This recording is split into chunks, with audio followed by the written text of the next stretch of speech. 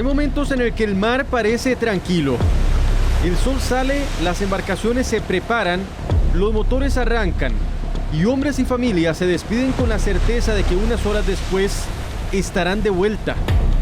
Para algunos el mar es trabajo, es la forma de llevar comida a la mesa, de pagar las cuentas y sacar adelante a una familia. Para otros es aventura, pesca deportiva, turismo o simplemente un lugar para disfrutar. Pero hay un momento en el que todo cambia. Una ola que golpea más fuerte de lo esperado. Un cambio repentino en el viento.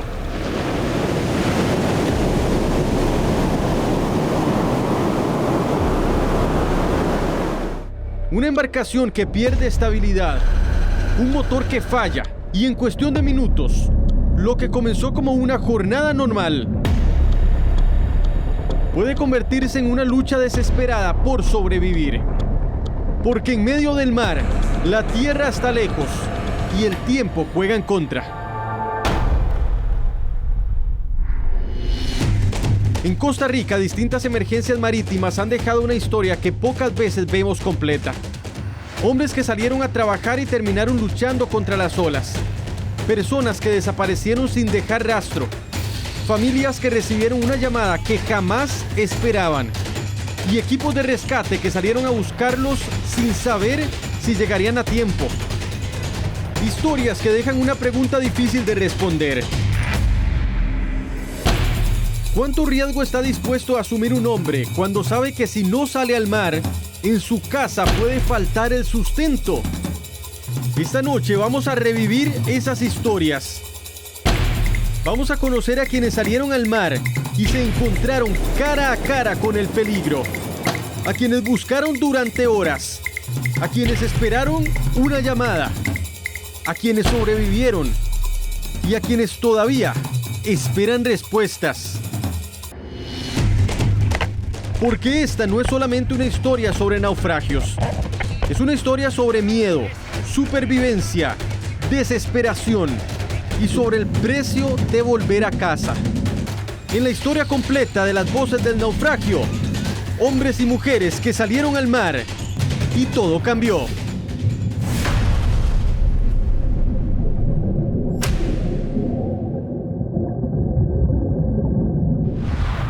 La inmensidad del océano esconde muchas historias.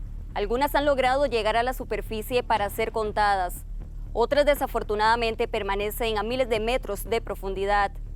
Hoy les contamos la historia completa detrás de estos naufragios. La sobrevivencia de los recientes pescadores y las de aquellos que apenas se recuerdan y que han marcado un antes y un después en sus vidas y en las de sus familias.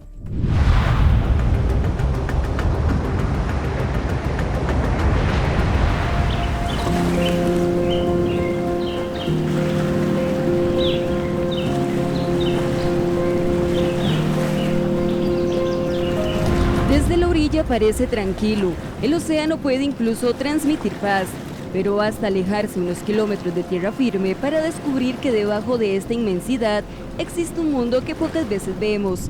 Cada día, mientras muchos apenas comienzan su jornada, en las costas del país otros ya se preparan para salir, revisan redes, encienden motores, cargan combustible y se despiden. Para los pescadores el mar es trabajo, es alimento, es la forma de llevar sustento hasta sus hogares.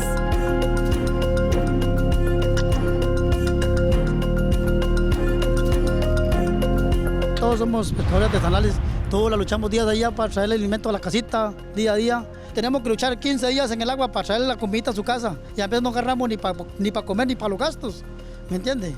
La pesca es variable, que conforme va pasando el tiempo, nosotros hay veces que lo tenemos que acomodar porque la pesca, hay veces que nosotros lo podemos ganar 10 rojos, hasta lo podemos ganar 100,000 pesos por día. No todos los días como hay veces que lo que manda es el pescado, que si el pescado se pega o no se pega, hay veces que ganamos y hay veces que no ganamos. Y cuando salen estos trabajadores, nadie piensa que ese podría ser el último abrazo.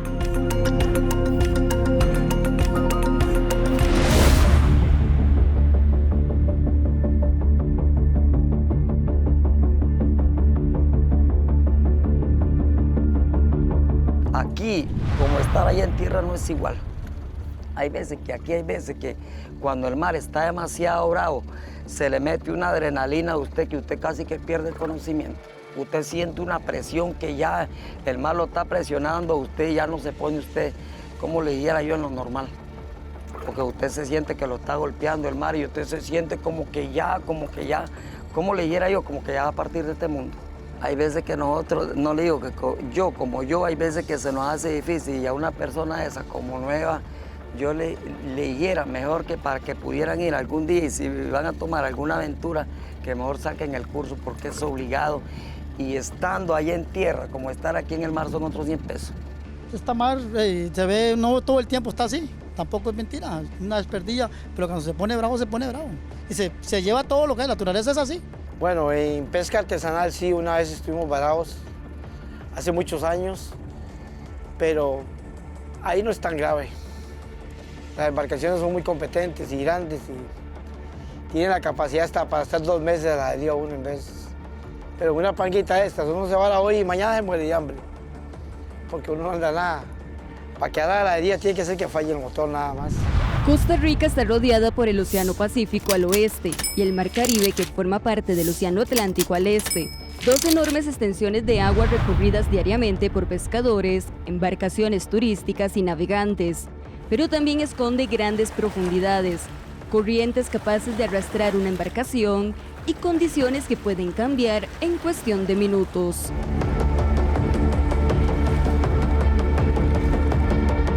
Traemos sustento a su casita, la comidita día a día, tenemos que luchar, estamos llegando la vida en ese mar, a como podemos salir, pero no podemos llegar, ¿me entiende? Es posible que uno vea el mar tranquilo de momento, pero es posible que cambie esa condición en un momento dado, que eso es lo que pasa cuando se da una brisa marina. El mar, tanto en la costa como allá adentro, está, digamos que, tranquilo, y de pronto la brisa empieza a soplar fuerte y entonces se produce un mar picado. Pero, ¿qué ocurre con las corrientes? A simple vista no se logran ver, pero desde las alturas algunas se logran divisar.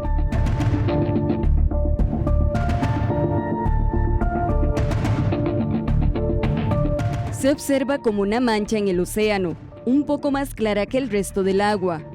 Pero ¿hasta dónde pueden llevar a una persona estas corrientes?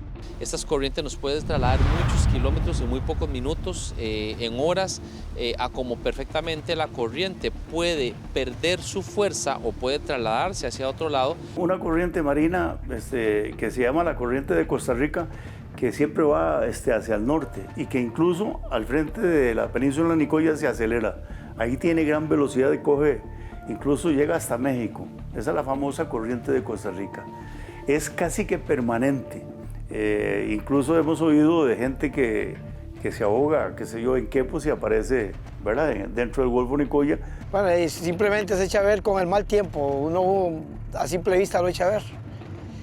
Si hay viento, si la mareada está alta, entonces hay veces se cancela la misión. No necesariamente están en las profundidades, las corrientes pueden nacer desde las orillas.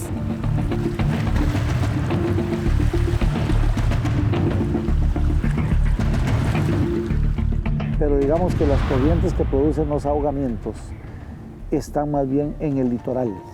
Comienzan en la línea del agua, y obviamente fluyen mar adentro. Durante décadas el océano frente a nuestras costas y en aguas cercanas ha sido escenario de historias de arduo trabajo, de belleza que nos rodea y atrae el turismo, pero también de historias que hoy marcan a muchas familias.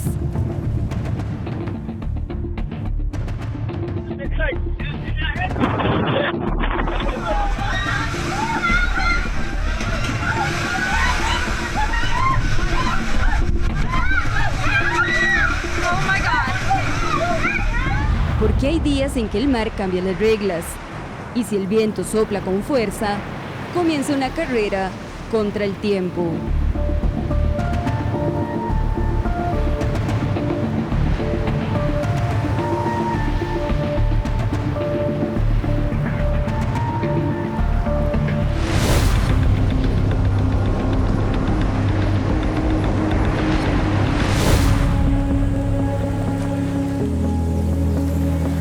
En el mar no siempre existe una señal de advertencia.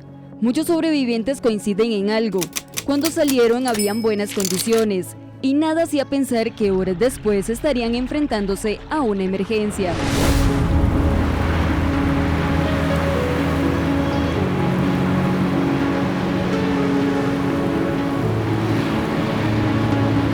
A veces las condiciones cambian en minutos, el viento aumenta y las olas comienzan a golpear con mayor fuerza.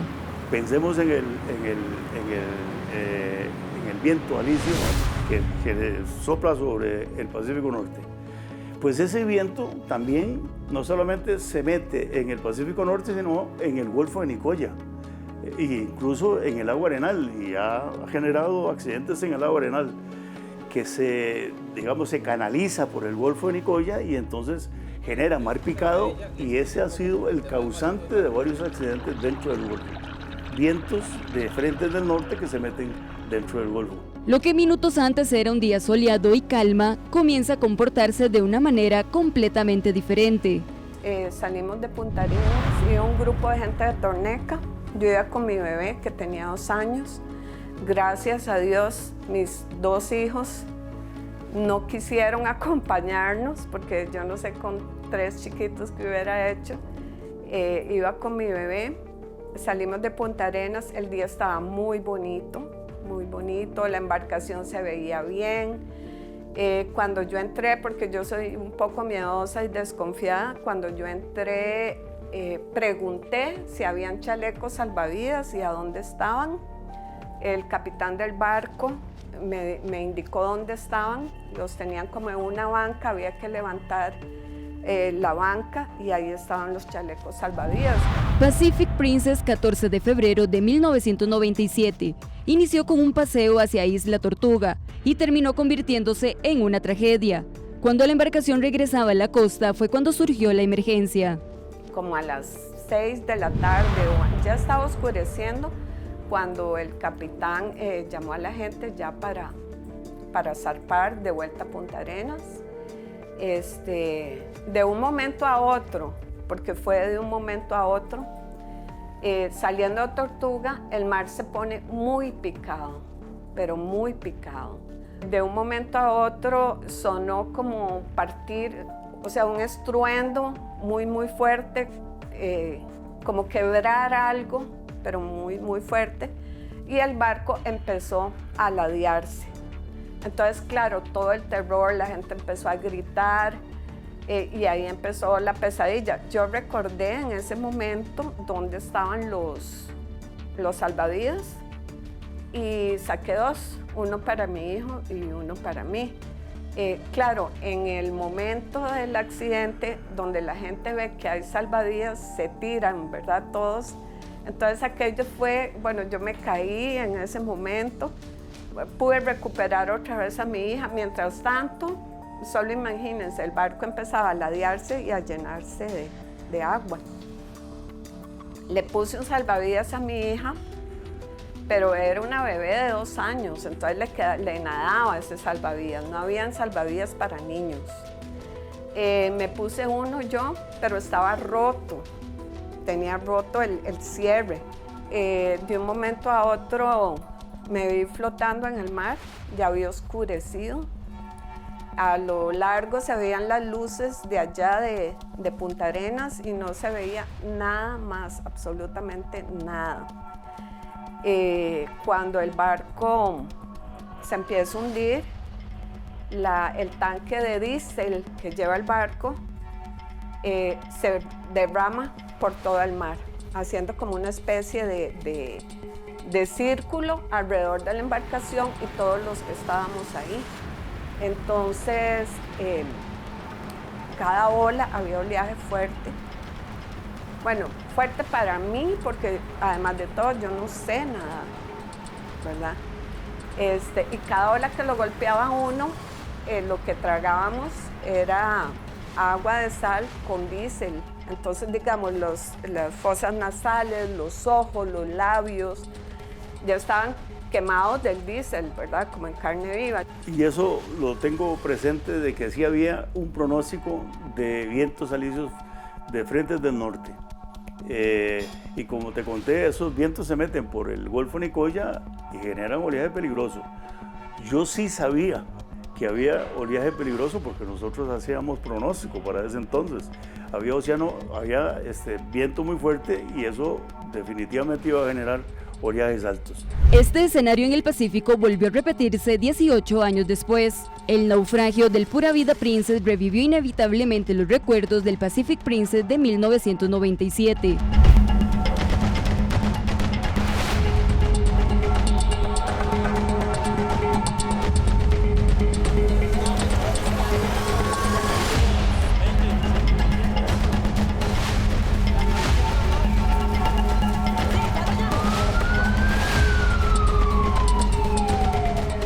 El 8 de enero de 2015, el catamarán navegaba rumbo a Isla Tortuga, cuando la travesía terminó en una emergencia. El naufragio ocurrió a unos 15 kilómetros de la costa, frente a Punta Leona en el Pacífico Central. Veíamos muchas cosas flotando, hieleras, madera, muchas cosas que bajo un oleaje tremendamente fuerte, como pocas veces he visto, costaba mucho identificar si lo que estábamos viendo era una persona o era un objeto. Eso nos obligaba a tener que bajar más la altitud. Tomó mucho rato hacer, digamos, un inventario de las víctimas para saber quién faltaba y quién no faltaba. ¿Por qué no muere más gente? Primero, porque habían buenos nadadores.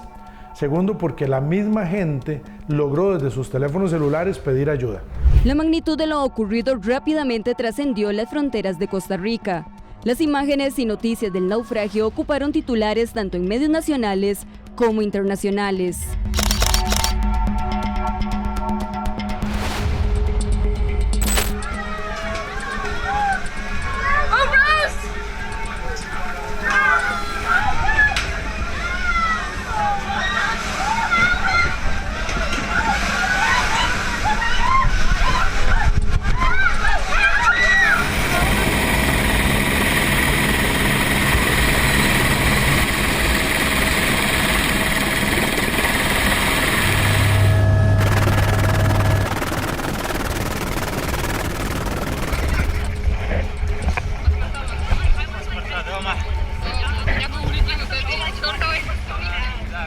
El catamarán llevaba a bordo 109 personas, 106 sobrevivieron y 3 extranjeros fallecieron, entre ellos una canadiense, un estadounidense y un británico.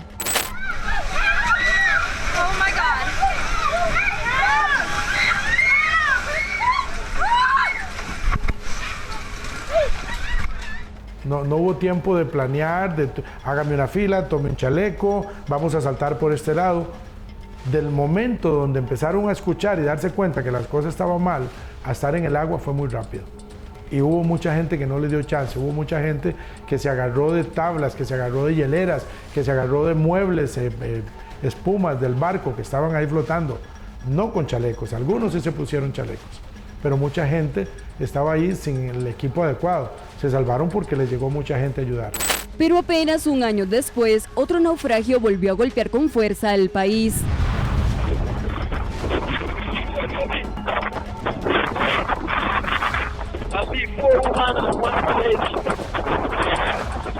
Trece turistas de Costa Rica murieron en un naufragio en las costas del Caribe nicaragüense. La embarcación que zarpó de la pequeña isla de Corn Island a pesar de que las autoridades recomendaban no hacerlo. Esta vez, 13 costarricenses fueron las víctimas, pero el escenario sería el Caribe de Nicaragua. Estábamos en un rezo del niño en Heredia de una tía, entonces estaba como que mucha familia reunida y una tía que está en Limón llama a la casa de mi otra tía y dice: pongan las noticias porque Cita va para Corn Island en estos días y sucedió una tragedia, pónganlo para que vea. Y nosotros, ¿cómo tragedia? Ya había terminado el rezo, estábamos hablando, vacilando, ¿cómo? Y cuando encienden el tele, no se me va a olvidar nunca la voz, porque era Jennifer Segura, dice: vamos a decir nuevamente la lista de los fallecidos en este naufragio.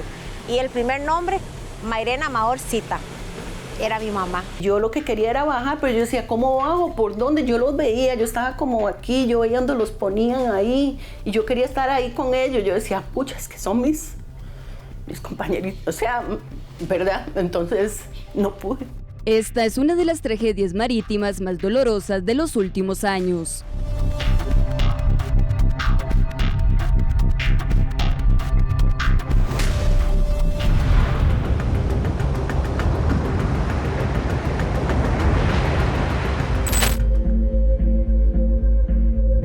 Un naufragio puede desencadenarse en cuestión de minutos, y eso fue precisamente lo que ocurrió con el Pacific Princess en 1997. Para entender la magnitud de aquella tragedia, retrocedamos casi 3 décadas.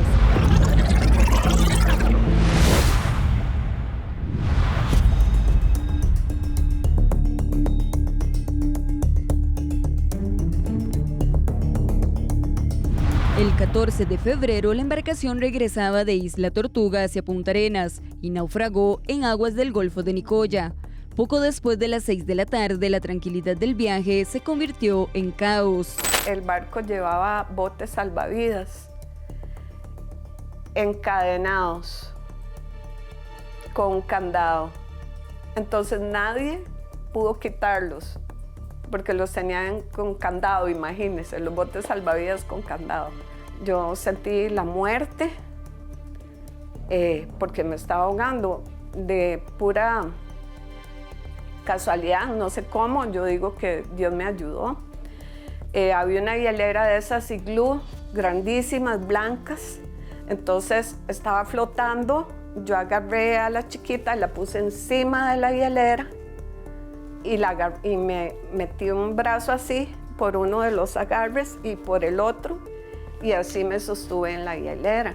Yo vi gente muerta, a la mamá de Graciela y a la hija, fallecidas. Entre las 5:30 de ese día y 6 de la tarde recibimos una llamada de nuestra central de comunicaciones reportando de un naufragio, esto en Punta Arenas. Lo que naturalmente la institución, siguiendo un procedimiento, consulta cantidad de pacientes, cantidad de víctimas, distancia y elementos, digamos, asociados precisamente para poder enviar unidades especiales, como cuáles, la unidad acuática, la unidad de buzos, paramédicos, médicos y todo ese tipo de aspectos que la Cruz Roja en tiempo real maneja en una forma expedita. Cuando siguen ingresando llamadas precisamente de familiares que recibieron llamadas de las personas que estaban hundiéndose en esa embarcación, imagínense, sin datos, como nosotros podemos movilizar o no movilizar recursos hasta no constatar, no. Nosotros lo que hacemos es movilizar los recursos que son pertinentes y atinentes con el fin de ganar tiempo, ser eficientes, ser efectivos, y de esa manera recuerdo que precisamente en esa intervención con recursos cercanos a Punta Arenas, por ejemplo, muy cercanos a la provincia, con Guanacaste, con Alajuela y San José, se enviaron cerca de 35 vehículos, unidades paramédicas, unidades básicas, unidades de primera intervención y las unidades, por supuesto, especiales. Al regreso es cuando el viento sopló más fuerte y generó condiciones de mar picado más peligrosas. Hubo un momento que vimos como lucecitas que se acercaban, ya después uno acata o alguien le cuenta cómo fue, y eran las primeras embarcaciones que llegaron a rescatarnos, eran pescadores artesanales de la zona que estaban por ahí y se dieron cuenta, ¿verdad? El ferry de Tambor llegó y hasta ese momento yo pude ver toda la gente que estaba dispersada ahí. Ya éramos muchísimos, ¿verdad? Y el ferry de Tambor empezó a rescatar gente, empezó a tirar salvavidas, empezó a tirar embarcaciones de esas de hule. Íbamos aproximándonos esto hacia la capitanía de puertos en Punta Arenas. Ya pudimos obtener información de nuestras primeras unidades de que embarcaciones artesanales estaban sacando a las personas dichosamente y las estaban llevando ahí, las cuales fueron estabilizadas, atendidas, muchas de ellas con golpes, con crisis nerviosas por parte de la Cruz Roja costarricense. Desafortunadamente, en este incidente se reportó 2 personas fallecidas, parte de una sola familia, la mamá y la hija de 20 años, y fueron extraídas y se le entregó prácticamente pues, ese escenario al organismo de investigación judicial. Nosotros se nos había informado dentro de todo el contexto de esta emergencia que había gente fracturada, que habían muchas personas fallecidas, fue la información, lo recuerdo muy bien porque nosotros al movilizarnos toda esta información, la Central de Comunicaciones nos las transmitía y hablaba de muchísimas lesiones, de personas inconscientes y todo un escenario que no estaba, repito, del todo claro. Bajo esa perspectiva, nosotros no escatimamos en el envío de recursos, es mejor devolver los recursos y no saber que por no hacer realmente lo necesario, nos van a hacer falta para poder llevar a estas personas a los diferentes centros hospitalarios con capacidad resolutiva. Entonces, cuando llegaron las primeras unidades nuestras y ya pudieron constatar directamente de familiares, de las mismas personas que se encontraban, porque ya las embarcaciones los estaban llevando a la Capitanía de Puertos, ya teníamos ese panorama más amplio.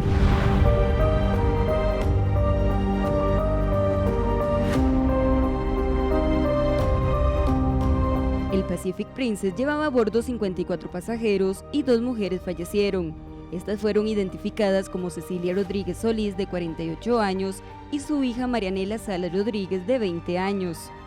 No llevaba póliza, no llevaba chalecos, los chalecos que habían no tenían prensas, los botes salvavidas estaban con candado y no había cómo sacarlos. Detrás de cada naufragio no solo quedan víctimas, también quedan familias marcadas por una ausencia y un dolor con el que deben aprender a vivir por quienes nunca regresaron. Años después, ese mismo dolor volvería a repetirse, pero esta vez lejos de nuestras costas. El 23 de enero de 2016, a 12 kilómetros de Little Core Island, viajaba la embarcación Reina del Caribe. En ella iba a bordo 34 personas, 25 de ellos eran turistas costarricenses, 12 de ellos sobrevivieron y 13 fallecieron. Ellos salieron a las 9 de la mañana directamente desde el Hotel Arenas Beach hacia la isla pequeña, ¿verdad? Y a eso de la 1:30 que estaban regresando, ¿verdad? Ya cerca de Corn Island, pues se presentó el suceso. En diciembre yo me caí y me doblé esta rodilla y decidimos que no íbamos a ir, entonces se habló con el muchacho de la excursión, con ella, y él dijo que si no íbamos perdíamos la plata. Entonces le digo, no es como para tanto, le digo, yo vamos y yo trato de mantener mucho reposo.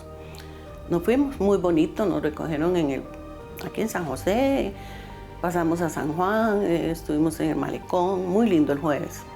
El viernes nos llevaron en avioneta para Core Island. Como te digo, allá en Core Island, cuando llegamos el viernes, todos estábamos como, wow, una isla preciosa, súper tranquilo el mar, muy blanca la arena, muy lindo el mar, muy tranquilo. Muchos recuerdos de ese momento también, porque nos quedamos ahí almorzando y todo, que iban para la pequeña Core Island.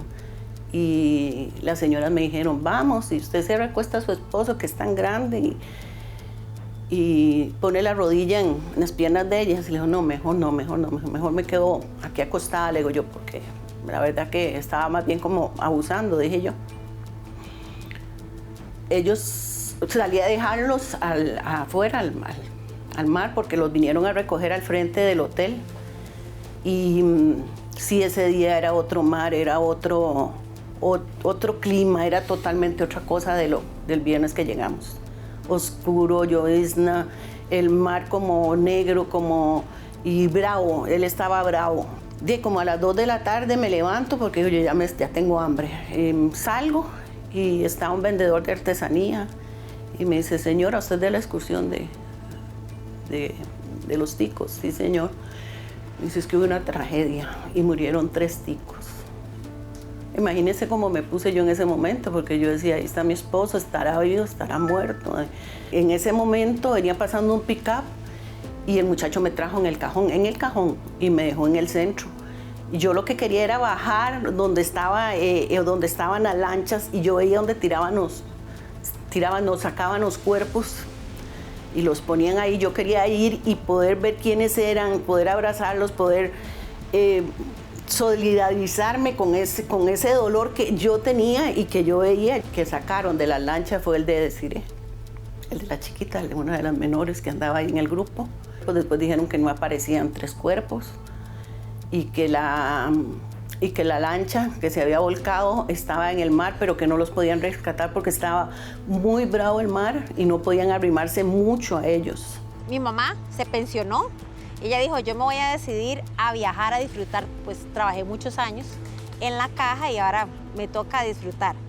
Ella planeó este viaje y ella me dijo a mí que la acompañara, pero yo por temas de que iba a entrar a la universidad, pues no pude acompañarla. Mi hijo también, que estaba más pequeñito en ese momento, dijo, no, ya casi va a entrar a la escuela, ¿no? Entonces le dijo a amigas, le dijo a familiares cercanos y demás, y dijeron, no podemos por una que otra razón. Hay unos que sí se sumaron y después, días después, no, ya no podemos. Y ella dijo, yo me voy sola, a mí nadie me atrasa porque yo voy a pasear, quiero conocer. Yo recuerdo que yo la fui a dejar un día entre semanas, si no me equivoco, era como martes o miércoles, y la dejé en la noche en el centro de San José donde se iba. Lo último que tengo allá que recuerdo fue que me dijo adiós con la mano. Pese a la orden de las autoridades nicaragüenses de que no se hiciera a la mar por las condiciones climáticas, la embarcación siempre salió.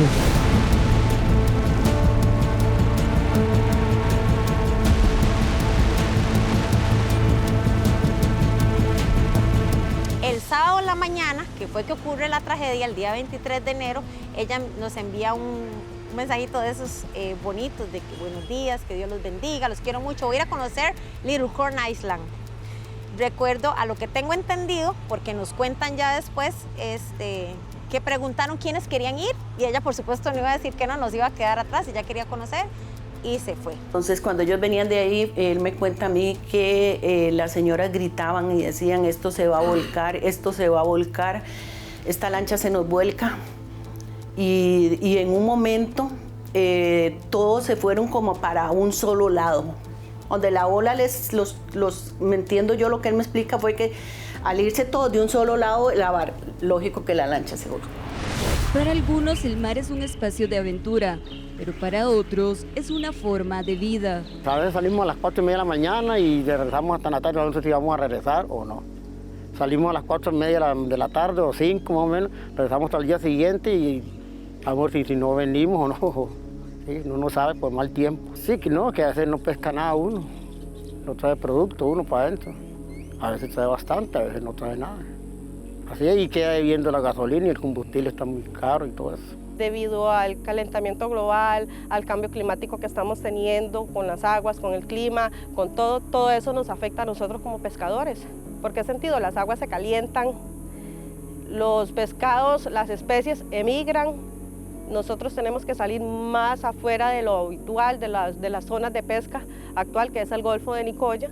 Tenemos que salir más afuera, lo que eso implica gastos en alistar una embarcación, que sea pequeña, una embarcación artesanal, tiene sus gastos.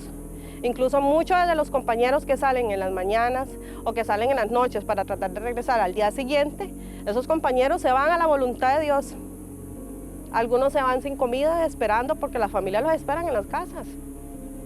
Y tal vez el producto que traen al día siguiente no sea una gran cantidad, pero tal vez es el desayuno de una mesa en una casa. Detrás de cada salida existe también un temor que pocas veces se dice en voz alta: el no regresar. Si les da miedo, son seres humanos, son conscientes, ellos saben que tienen familias, aunque usted vea a un pescador que es muy fuerte, pues chica, los pescadores son valientes y de todo, no, son seres humanos, sufrimos, lloramos, sienten y tal vez ellos allá sufren por lo que están pasando. Las familias aquí están sufriendo porque no saben si van a regresar. Son hombres de mar, se van a pescar, como lo dijo el compañero anteriormente, no se sabe, con la fe de que vengan con producto, con la fe de que vuelvan de regreso como los espera cada día sus familias, en sus casas, sus hijos. Nosotros podemos salir ahorita y el tiempo está perfecto, pero de un pronto a otro el tiempo cambia, el tiempo cambia. Es constante, cambia. No sabe si el mar está picado, el oleaje afecta mucho. Está lloviendo, pero de un momento a otro se viene una tormenta. Tal vez aquí no está lloviendo, pero allá afuera sí. Entonces esas son cosas que afectan al pescador, pero nosotros los pescadores dependemos del clima, del tiempo, que esté favorable para nosotros. Porque si nosotros hay una semana totalmente de temporal, no podemos salir a pescar. Sí, a veces uno dice que sale, pues uno sabe que sale tal hora y tal, pero no sabe si viene. Porque ya ha pasado muchos pescadores aquí artesanales que se han ido y no han venido. Y se les ha hundido la embarcación o se han ahogado y así. Conocidos sí, bastantes. y se han ahogado conocidos también. Sí. Sí, podría pulsear el sustento de cada día, pero usted sabe que, como le vuelvo y le repito, ahí morimos nosotros en el mar. Ya, sí, ya uno nació para eso, el pescador. Ya uno ya nació para eso. Ya usted lo mandan a una construcción, ya no, nada que ver. Entonces ya uno nació para eso y ahí tiene que, mejor dicho, morir en el mar. El pasado 8 de junio de 2026, ese temor que acompaña a muchas familias cada vez que un pescador se interna en el mar, se convirtió en realidad.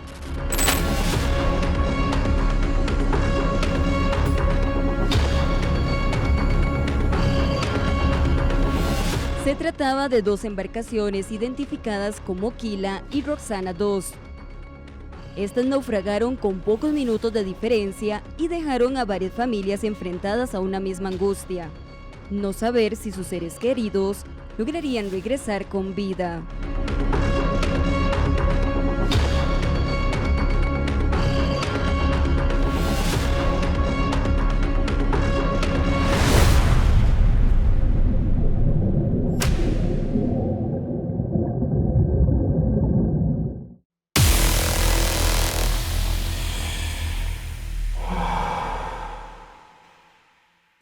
Encontrar a una persona en medio del mar es una carrera contra el tiempo.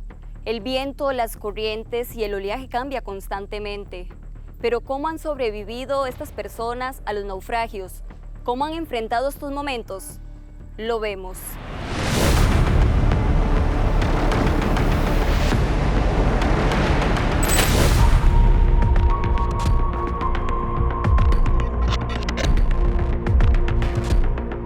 El buscar sustento para sus familias llevó a 8 pescadores a movilizarse desde Quepos hasta las aguas del Pacífico Norte, específicamente en las cercanías del cantón de Santa Cruz, en la provincia de Guanacaste.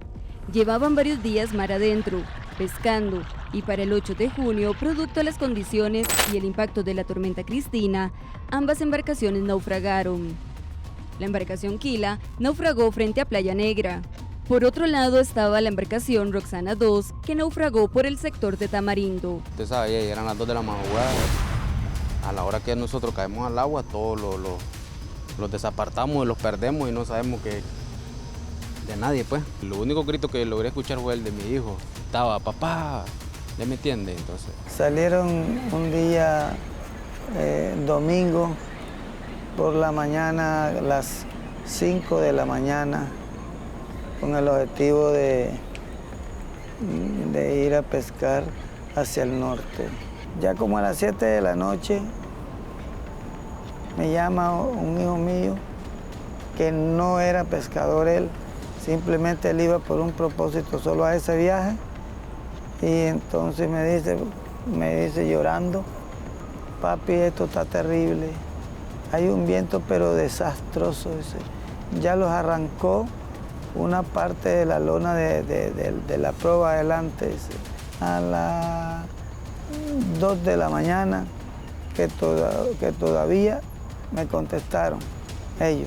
Ya a las 3 de la mañana, que ya lo llamamos, ya no hubo llamada. Yo la idea que me puse fue que él había despegado, porque de hecho que habían andado y nunca habían hallado nada de restos de nada. Entonces yo dije, la idea era de que, y el pensamiento de que él se había estrellado contra una piedra. Ellos, pues, esa era la suposición que nosotros teníamos. Aquí inicia una carrera contra el tiempo. Las autoridades activaron todo un operativo de búsqueda. Se les advierte sobre la desaparición de una embarcación de nombre Roxana II.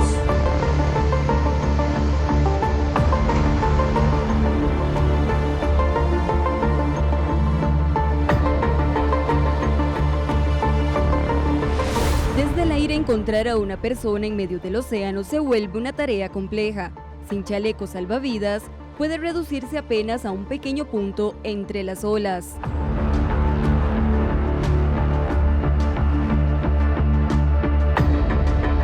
Como podrán ver, incluso él sigue siendo un chaleco que tiene alta visibilidad, que en estos escenarios, tal cual como se realizaron los ejercicios el día de hoy, se demuestra que al ser de alta visibilidad permite una mayor y más fácil ubicación en caso de estar realizando búsquedas que sean aéreas.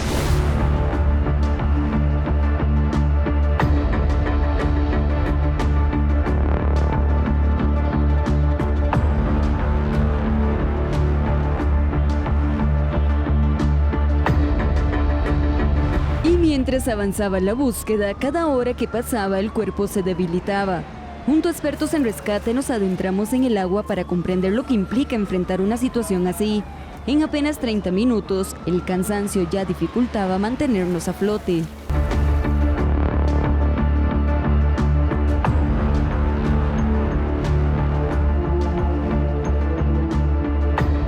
Y por ejemplo, parte de la sintomatología que sienten las personas que se encuentran bajo un naufragio o a la deriva es que también comienzan a sentir cansancio.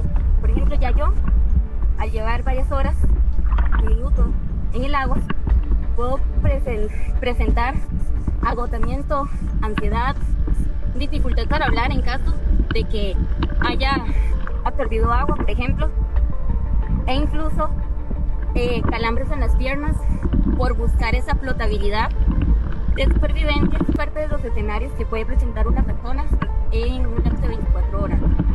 En un lapso de 24 a 72 horas, el cuerpo presenta sed extrema, riesgo de falla renal, desorientación, somnolencia e hipotermia de moderada a grave.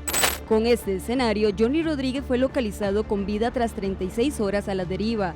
Los otros 3 pescadores llegaron a tierra a dar la alerta. Él empezó a llegar a la playa, llegamos un grupo de aquí, de Playa Lagarto, a toparlo a él llorando, porque de ahí es un milagro de Dios, verlo haber llegado a tierra a él. Dice él que ya él mismo de temprano se había tomado un poquito de orines de él, no sé, bueno, él dice que sí porque tenía mucha sed. Es un dolor verlo visto a él así, flotando arriba de la panga. Pues ya llegando a él de un solo inmediatamente te soltó a llorar y lo atrapamos a la panga, el hombre llorando, y ya tomó agua él. Tomó agua y se bañó con agua útil porque teníamos agua aquí en la panga, pero sí, él se soltó bastante ya con una impresión de alegría. Y también nosotros, como pescadores somos, también nos alegramos mucho que el hombre estaba vivo. Primero Dios, hay que recomendarte a Dios, porque sinceramente el mar es demasiado peligroso. Porque sinceramente yo tengo años de andar trabajando en el mar y yo todavía le tengo miedo y respeto al mar. Una semana después se localizó con vida a Abraham Ríos, esto en Islas Murciélago, de la embarcación Roxana 2.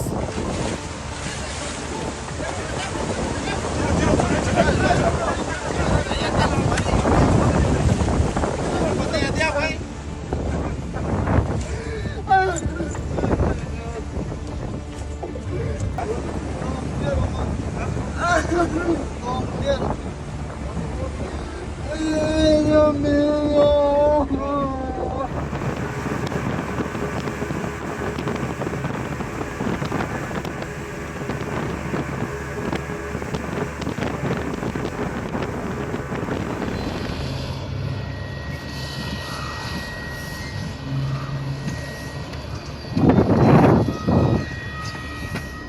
Él dice que agarraba cangrejo, conchas de las pegadas de las piedras, las arrancaba como podía y eso era lo que lograba comer. Dice que un día cayó un poco de agua de lluvia y él recogió, dice, agua en unas pichinguitas que él recogió donde quedaron los restos del bote. Las pichingas eran muy pequeñas, dice, las que él pudo lograr agarrar y las logró llenar. Entonces, él tal vez echaba un traguito de agua cuando él sentía que ya no podía más, porque él decía que si se la tomaba para quitarle la sed, no iba a poder sobrevivir. Cuando a él lo encontraron, él dice que ayer era la última día de esperanza de él porque él ya sentía que ya no podía más. Él dice que mi hijo no aguantó, pero fue porque la panga o la piedra, no sé qué, le hizo un magre machetazo, una magre herida aquí en el pie. Entonces él dice que él se muere desangrado. De acuerdo con expertos, las corrientes marinas incluso pueden movilizar a una persona de donde ocurrió la emergencia. Esa corriente la puede sacar, o sea, llevar mar adentro, digamos que en el caso de Costa Rica tal vez hasta unos 2 kilómetros, ¿verdad? 1 milla, por ahí. Las temibles, las que realmente se llevan más de 50 personas al año, son las corrientes de retorno o corrientes de resaca. Dependiendo de cuándo se produzca el incidente, pueden sacar, sí, ya de lo que se llama de la zona de acción de las corrientes de retorno y entonces ya ahí sí poner al cuerpo en manos, por así decir, de otro tipo de corriente ya, digamos, a otra escala. Encontrar a una persona no es solo cuestión de suerte.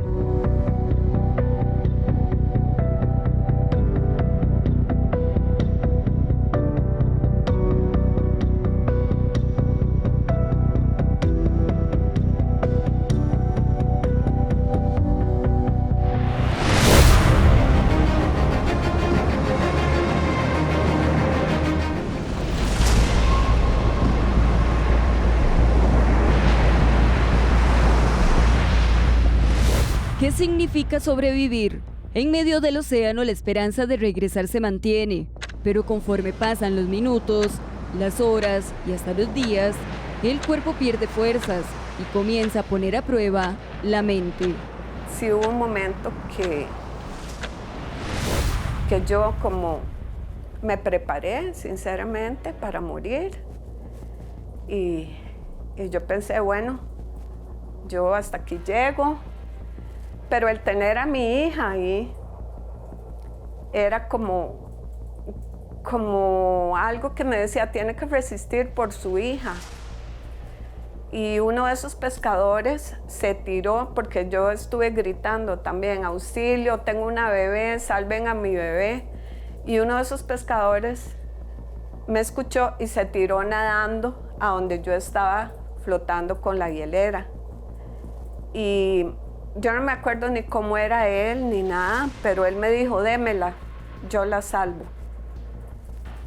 Y tener que tomar una decisión de ese tipo, totalmente a un desconocido, y decirle, téngala, sálvela, sin saber quién era, ni sin ver un horizonte hacia dónde iba en la panguita que él venía.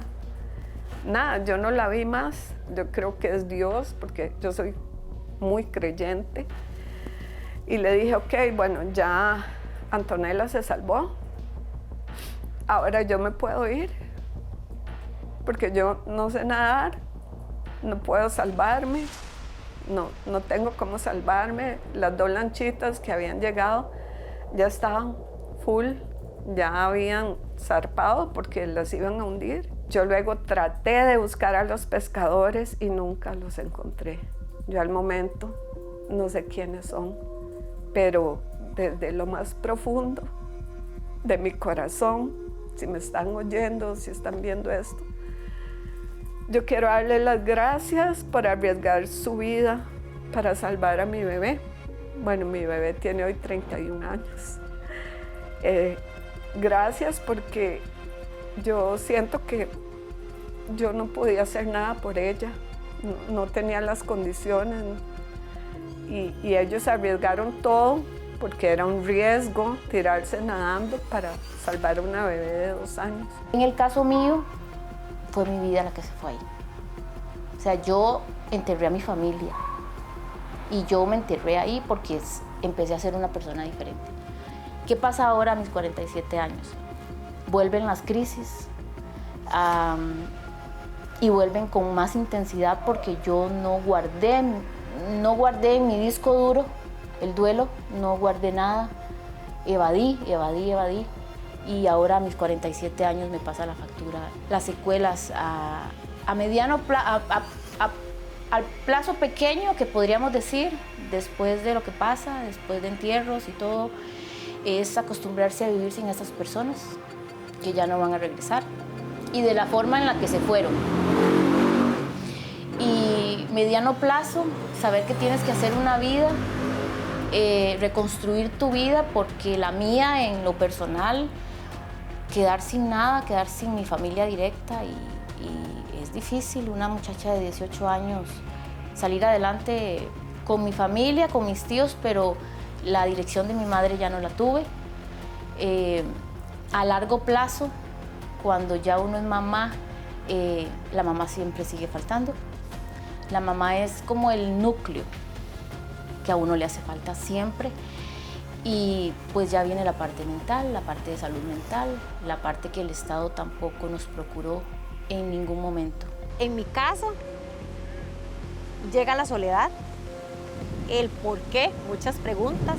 Debo admitirle que Me peleé con Dios, estaba enojada con Dios porque yo le decía, ¿por qué ella? Tanta gente mala, ¿por qué le tocó a ella? ¿Por qué a mi mamá? Y eso es algo como que uno aprende a vivir con eso. No se supera, la muerte de una mamá no se supera nunca. En el momento que nos toca recibir los cuerpos, solo íbamos pues personas muy allegadas. Nos pusieron en una sala con todos los ataúdes en el piso y esa parte sí fue como muy, muy dura porque fue en el momento donde uno ve los cuerpos. Ahí yo le puedo decir a usted que ahí yo entré en razón de que mi mamá se había muerto, porque yo el día anterior y durante todo el día del domingo pues estaba tranquila y la gente me decía, pero es que yo no la veo llorar a ella, ¿qué es lo que le pasa? Y me decían, Alice, ¿usted está bien? Y yo, sí, estoy tranquila. Yo caí en razón que mi mamá estaba muerta cuando la vi en el ataúd. De ahí en adelante tengo esta enfermedad que se llama vitiligo, que es una despigmentación de la piel y ha sido una pesadilla porque aunque uno no quiera recordar, cada vez que se ve al espejo y se ve así, inmediatamente te lleva a ese momento y a lo que pasó. A veces a mí se me olvida completamente, pero cuando ando por la calle y veo a alguien que me está viendo, entonces uno piensa, ¿por qué me está viendo tanto, verdad? Y ya se acuerda, sí, es por mi despigmentación, ¿verdad? Entonces ya vuelve volverse a recordar todo lo que pasó y bueno, ya han pasado muchos años y ese es uno de los traumas, el no saber en manos de quién estás.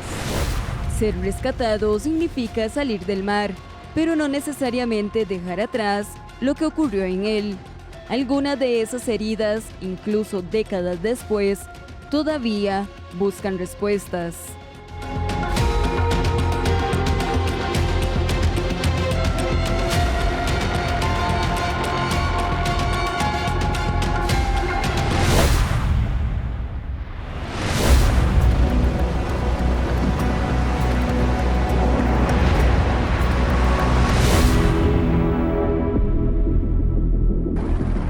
Cuatro naufragios distintos.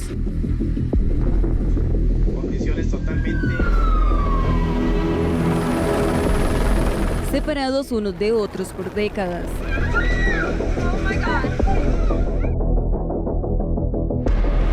El tiempo avanzó, pero algunas preguntas quedaron sin respuesta. En el caso del Pacific Princess, el proceso judicial por el naufragio llegó a suspenderse en 4 ocasiones y se extendió por más de 11 años. Pero yo creo que la gente se desanima de cómo son las leyes en Costa Rica, ¿no? Yo creo que en Costa Rica gana el que puede más. El juicio concluyó en el 2008 con la absolución penal del capitán y una condena civil contra las empresas propietarias.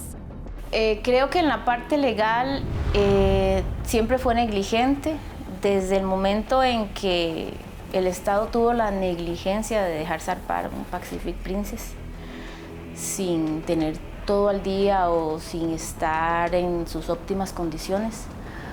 Fue negligente a la hora de hacer un juicio 10 años después. Nunca se condenó a nadie y es muy cruel después de 10 años abrir una herida como esa. Para todos los que estuvimos ahí fue muy cruel. Y más para mí porque no tenían la empatía de que habían 2 personas que habían fallecido. Y era mi familia. No era la familia de nadie más. Era la mía. Era mi lugar seguro. Entonces yo digo, ni ahí hubo empatía. Va a haber empatía para dar una sentencia. Hay que ver la parte humana. Y lo que menos se ve en un juicio es la parte humana. Y entonces te victimizan y lo siguen haciendo y te siguen preguntando. Como si usted tuviera la culpa de algo que usted fue solo y se montó. Con la ilusión de pasar un sábado bonito. Luego los estudios que hacen del barco demuestran que el casco estaba partido a la mitad, estaba podrido el casco, por eso se partió. No sé, los especialistas dirán si había muy mal tiempo o no. Para mí sí era terrible porque, claro, yo en mi condición lo vi así. Me pregunta algo acerca de los dos, yo le puedo decir factores humanos. En los dos, factores humanos. Y en uno fue una ruta mal planeada, mal navegada, un regreso de noche, porque ya se estaba haciendo de noche cuando venían, y en el otro el factor humano fue no haber valorado las condiciones de clima y las recomendaciones de no navegar para salir aún así a navegar en condiciones de clima adverso. Y aunque ningún equipo puede controlar el océano, la prevención puede marcar una diferencia. Los ticos somos como muy confiados. Siempre, siempre estamos como de que todo es bueno, todo aquí, todo allá, ¿verdad? Como le digo, no sé en qué momento, ni le quiero echar la culpa a nadie ni nada, le digo yo, pero en qué momento, al solo ver los chalecos que les pusieron, ¿por qué no dijeron, no, con esto no salimos? Yo sí quisiera recalcar, decirle a la gente, no se confíe tanto, no se confíe tanto.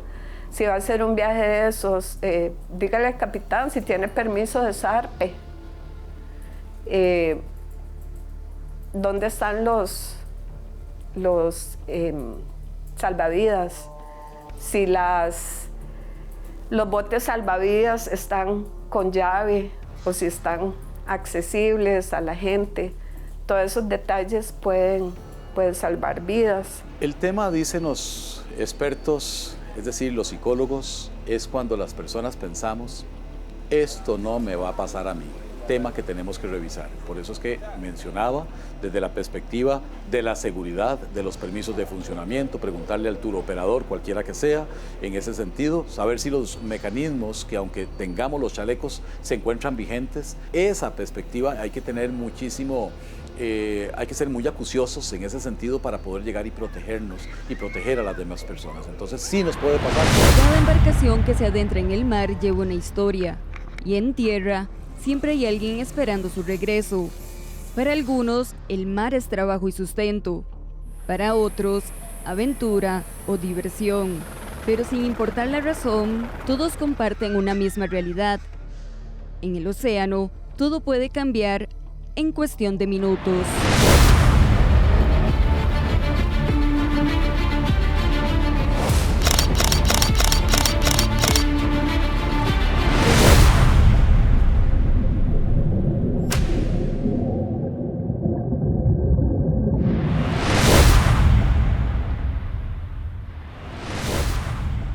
Cada embarcación que sale no solamente trasladan a personas, sino también sueños y familias que esperan por ellos.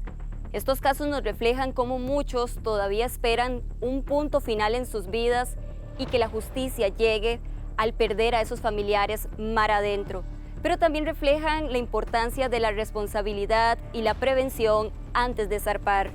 Recuerden que todos los domingos los espera la historia completa a partir de las 8 de la noche.